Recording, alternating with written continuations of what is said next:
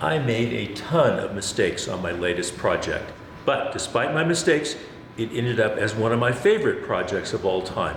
The project is a 20 by 30 inch print picture frame, and it's got an inlay that's was inspired by some trees we saw in southern Africa. They had these kind of crazy, sharp, chaotic angles to them, and I wanted to try to evoke that in this inlay a little bit. I also had a specific picture in mind when I designed the frame. It's this leopard that looks like he's about to spring that was taken in Botswana. The inlay was cut with a Shaper Origin handheld CNC router, and the inlay is designed to be able to get these sharp angles without having to resort to a bunch of chisel work. There's some technical hurdles for that. The description of the video goes into those technical hurdles a little bit. If you're interested in making the frame, there is a project available on something called Shaper Hub. That's a project sharing site run by the Shaper Origin CNC people. And that's got some detailed descriptions on how to do it, as well as all the CNC files. Back to the topic at hand, mistakes. I make a lot of them. The video shows me at one stage of dealing with the biggest mistake I made on this project, and I'll explain that in a little bit. Anyhow, there are a couple of reasons why I make mistakes. One, I'm a hobbyist, not a professional. Two, I like to make things I designed myself, like the safari frame. When I'm building something I've designed myself, as opposed to working from a proven plan, I'm sure to have more mistakes as I work the bugs out. My first mistake was on the computer. The inlay negatives go around all four sides of the frame, and they are cut after the frame is assembled. My mistake was to export all of these inlay negatives, the pockets, as one big file covering all four sides of the frame. It worked, but I got the sense my Shaper Origin was not as smooth as normal in cutting the negatives. I can't prove it for sure, but I think it was just a little bit too much data running through the brain of the Shaper Origin. Exporting all four sides of the inlay as a single file led to another mistake that I'll get to a bit later. A better approach would have been to export a separate file for the negative for each side of the frame. That's what I did on the project I posted on Shaper Hub, so anybody who wants to make this frame will avoid my mistake. Here I am, captured on video, making my second mistake, a classic amateur woodworking error. What did I do? I cut the short sides of the frame an inch too long, so instead of having dimensions of 20 by 30 inches, the finished frame has inside dimensions of 21 by 30 inches. This created a cascade of other problems. Obviously, I could have avoided this mistake by being more careful with the cuts. An even more important lesson is that I should have measured the frame in a dry assembly before gluing. A professional probably would have just trashed the frame at that point. But this is my personal project, and I hadn't yet ordered the print. So I ordered a print 24 inches wide, including an extra 3 inches of white space, and that's what you saw me cutting off in the earlier part of the video. I also had to go back to the computer to rework the width of the frame and move the inlays around a bit.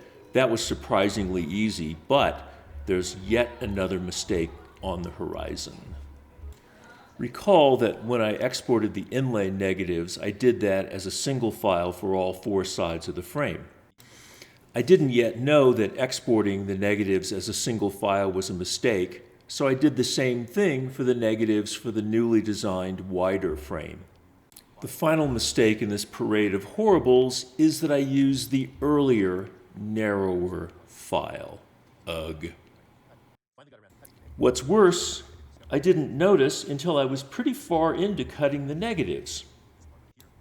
For three sides of the frame, the top, the bottom, and the right, the narrower file did not present a problem. That's because the file was aligned on the right side of the frame. But the negative for the left side of the frame was in the wrong place. I could have avoided this nasty mistake even after cutting the negatives for the first three sides of the frame. All I had to do was check the visual alignment before cutting the fourth side.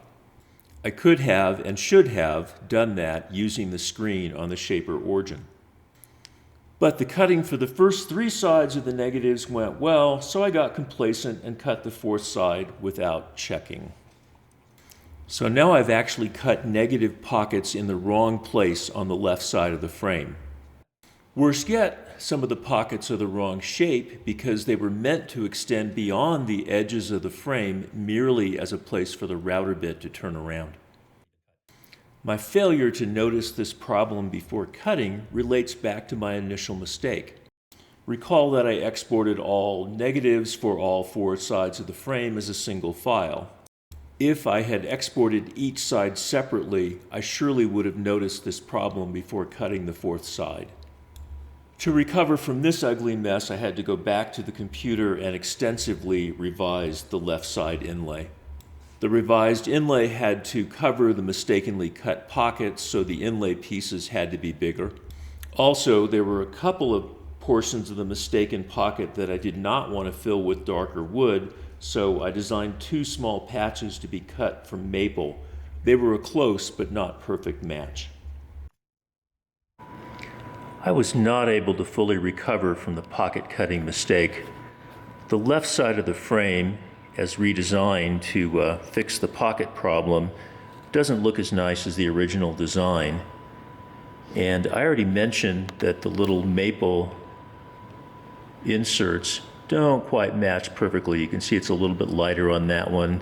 The one up above it is a little more subtle, but still apparent. It's not entirely in the mistake category, but I wanted to mention a tool that helps clean up imprecise cuts, and that is a shooting board and shooting plane. I use the shooting board and shooting plane to take tiny little nibbles out of inlay parts to make them fit a little bit better. Despite all of my mistakes, I'm very happy to hang this frame on the wall. It's actually the best picture frame I've made. And it's a little frustrating, knowing that it could have been even better if I hadn't made all those mistakes, but I'm probably the only one who's going to be able to see those or notice those. I hope you learned something from my mistakes. I'd love to hear from you in the comments. Thanks for watching. Bye.